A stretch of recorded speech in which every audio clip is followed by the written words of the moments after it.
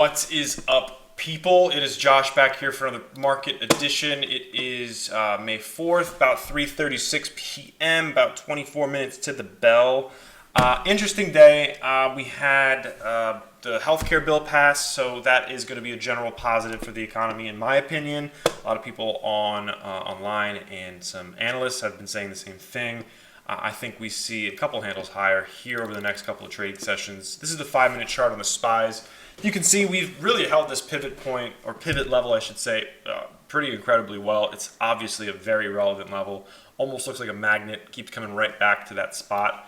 Let's zoom back out here on the daily. We are still trading flat, still in the same range from basically the last week and a half, 1, 2, 3, 4, 5, 6, 7, about 8 trading days. We're staying within that same 1% range. So nothing's new. There's new news hitting the tape every second with Trump. A lot to be coming this weekend with the French elections. I think that has some major market implications on the U.S. side of things, mainly with the currency wars, mainly with the currencies. Not so much with the overall markets here, I don't think. That being said, this is a chart of the euro pairing with the dollar, the U.S. dollar, I should say, just to clarify. We're back into this intermediate range from the end of 2014, beginning of 2015, where we saw a constant, $1.14 to $1.08, that kind of range here, all the way up to $1.18 even. It's interesting that the euro is strong right now. With all the riots going on in France right now. I'm not sure if anyone keeps up with their geopolitics.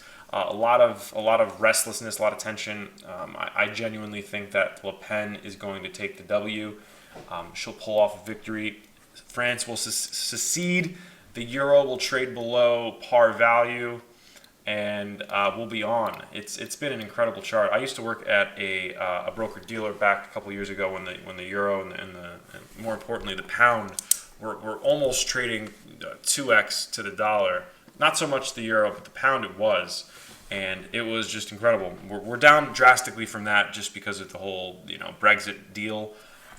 But all in all, keep an eye out on your currencies. If you trade currencies, maybe pay attention to the election over the weekend. I believe it's on Sunday. Don't quote me on that. We had some big trend reversals the last couple of days, crude being one of them. If you can see, we're really just falling off a cliff here. We tested this level back in mid-March, and we are setting new levels now. If you want, I could even put a pivot down here at this point to kind of highlight that we're trading basically, the same levels as we were back in November last year.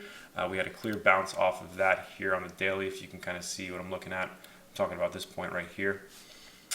So crude oil, this technically speaking, it is an ugly chart. Fundamentally speaking, however, I'm not entirely sure what's happening with the reserves and all the crude oil impacts and then the OPEC and all that stuff.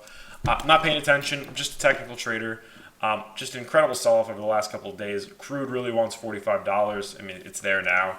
Let's see if we get a bounce off of that 45 level. It's possible. To be honest, over the last, when crude was trading higher, I'd foreseen higher oil prices just given all of the tension overseas. Clearly, I was wrong. I've been wrong a lot lately. I guess that's the beauty of the markets, right? You only have to be right not even 50% of the time, as long as you keep your losers relatively small. It's all about risk tolerance and keeping your risk small. Not crude. Let's go jump over to gold. Gold is doing the same kind of deal. It looks like it's almost trading 1-1 with oil.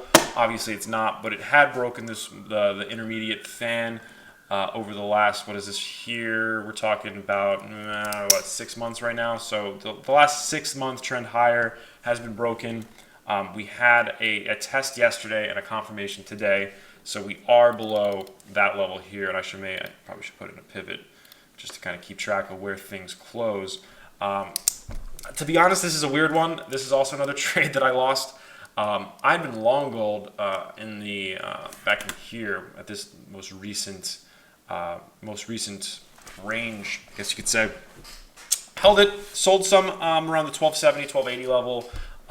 Actually ended up taking break even on like a fifth of my position. Not too thrilled about that, but that's just the business. You're never going to be 100% right, and when you are, your timing's off. But That's just the nature. You trade long enough and you'll find that out. But lastly, I want to just briefly touch HTGM, which just absolutely embarrassingly fucked me this morning. I was sitting on my computer and I saw this 20,000 share print take HTGM from 473 to 540. I was shitting my pants. I had a few thousand shares short. I watched my couple $1,000 position slowly reverse and go negative a couple $1,000. So I ended up taking the entire position like a duck just a few minutes before we had the eventual sell-off into what has been one of the bigger down days for this stock in quite some time. So missed the entire freaking move, guys. I'm embarrassed to say that. I caught this first little mini move down and I'm upset. It is what it is. You can't let your losers get to you, but trading is an emotional thing sometimes, and it's all about psychology. So I was really afraid, and I've seen many stocks pre-market print small blocks and just run. I'm talking run like $20, $30, and I was not looking to wake up to a $60,000 loss. Took about a $900, $980, basically $1,000 loss. Not thrilled about it. Is what it is. You got some winners, you got some losers. This happens to be a stock that I traded pretty well in the past. Just wasn't able to be on my A game this morning when the shares came in to the buy side and flipped this thing higher. But this is just to raise the point that these low float stocks are super, super, super dangerous. I even had issues getting out of my positions. I had to get Interactive Brokers on the phone to blow me out of the position.